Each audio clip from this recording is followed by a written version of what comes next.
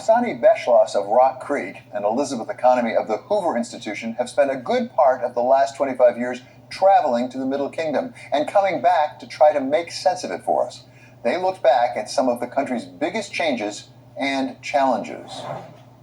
Elizabeth, you've been going to China for quite a few years now. As we look back over the first 25 years of this century, how has China changed? The transformation has been extraordinary, of course. I think if you look back to 2000, for example, China was dollars.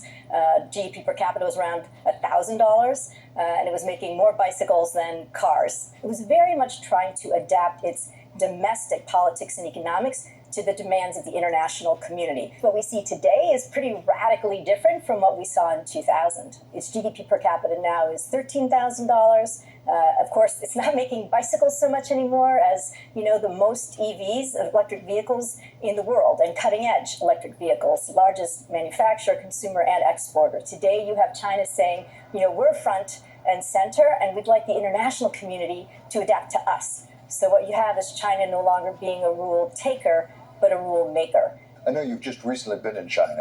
How does it feel on the ground, as it were, over there? It is a tale of two Chinas in many respects. Driving around in Beijing, there's no traffic. There's a kind of gray pall that seems to have settled over the city. The economic activity is not what you might expect. You don't see cranes dotting, the landscape, a lot of new building and enthusiasm. You don't have the sense of a dynamic economy. But when you meet with Chinese officials and you meet with, Chinese tech leaders, you definitely have a sense of confidence. And, the Chinese officials believe that they have a model that works. And that model is investing in technology. I visited an EV factory where they're producing 300,000 EVs in a year, and they only have 2,100 people on their factory floors. And the factory is spotless. You could eat off the floor. It's extraordinary. And they are very confident. They're confident about their ability to compete with the United States. They're confident that they're on the right trajectory. Again, though, I think for the broader, swath of Chinese people, consumption is not rebounded. They're not feeling it. This is very much an economy of haves and have-nots. And the haves are moving ahead very aggressively. One of the things we've seen over the last 25 years is a migration, first of all, into the middle class, from the rural into the urban setting. Is that continuing? I think it's one of the interesting things that we haven't seen the middle class continue to expand. And the Chinese are just beginning to wake up to the fact that artificial intelligence and their move toward robotics, they already have 250,000 robots. I think we have about 10,000, in their factories operating. They're going to put people out of work. And so one of the factories that we visited was an autonomous vehicle factory.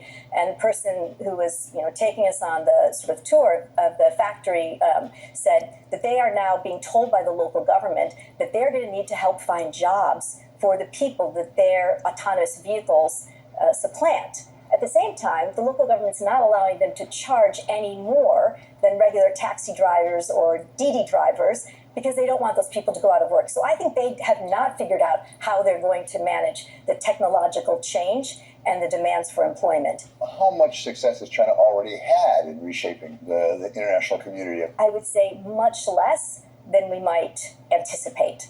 It doesn't seem as though much of the rest of the world is interested in trading the current international system for a China-led international system. That being said, if you're looking for Chinese technological influence or economic influence globally, certainly the Belt and Road and the Digital Silk Road have been transformative. You look at Huawei, which has 70% of the 4G in Africa. Their satellite system now rivals GPS. So I think they can look at any number of metrics and say, we've had a success.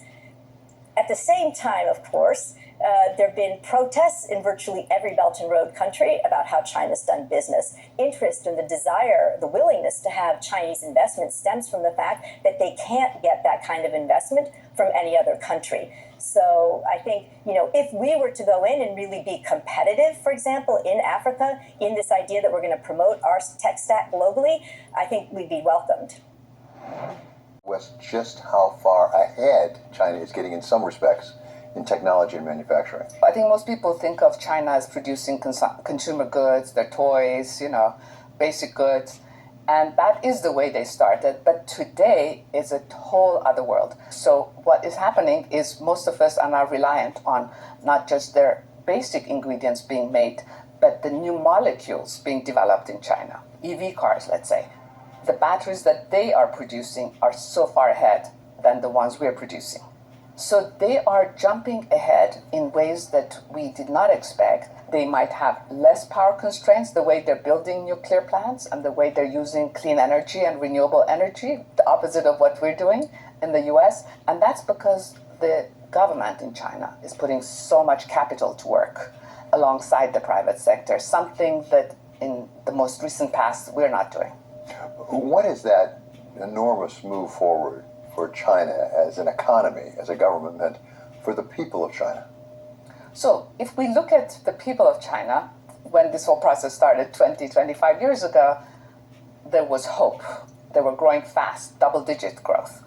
A lot of opportunities for people to get new jobs, move from agriculture to industry into cities, and get out of that extreme poverty. And right now, what's happening because of the overcapacity, let's say, if you're producing EV cars, you might be getting paid less because they have the overcapacity. You're lucky to have a job. So the situation for the individual may not have got better, but China as a whole continues to do well. I think one thing that I found very interesting is we in the US always say China should start consuming more. And if they consume more, they will export less, we will have less of a problem, and they will deal with their growth with domestic consumption. What is very clear with President Xi, but also really maybe people who came before him, they're not interested in domestic consumption. They're interested in world supremacy, as has become evident. So you need to do the quantum, you need to do the AI, you need to be ahead on robotics, you need to be ahead on producing things so that you control your own destiny, but potentially you control other people's destiny. And I think that's what we've missed, really realizing ourselves here. How have Chinese relations with the United States and with the West changed over these 25 years? Obviously, when we had the Nixon and the Kissinger period and the opening up and WTO, it was the West hoping that China would open up to U.S. goods and to a more liberal democratic system. And as one went to China and you would talk to your Chinese counterparts, it was always a very open dialogue. What has been very different the last few years is that China has become more closed. If there's one thing that is changing with the Chinese, because they've always been very careful in how they show their hands to the rest of the world, they are showing more overconfidence than before. The other thing is that if you sit in China today,